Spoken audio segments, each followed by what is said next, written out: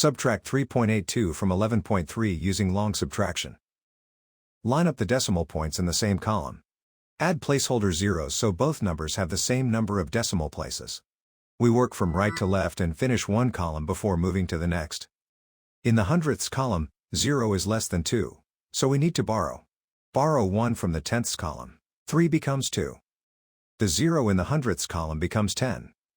In the hundredths column, 10 minus 2 is 8. In the tenths column, 2 is less than 8, so we need to borrow. Borrow 1 from the ones column. 1 becomes 0. The 2 in the tenths column becomes 12. In the tenths column, 12 minus 8 is 4. In the ones column, 0 is less than 3, so we need to borrow. Borrow 1 from the tens column. 1 becomes 0. The 0 in the ones column becomes 10. In the ones column, 10 minus 3 is 7.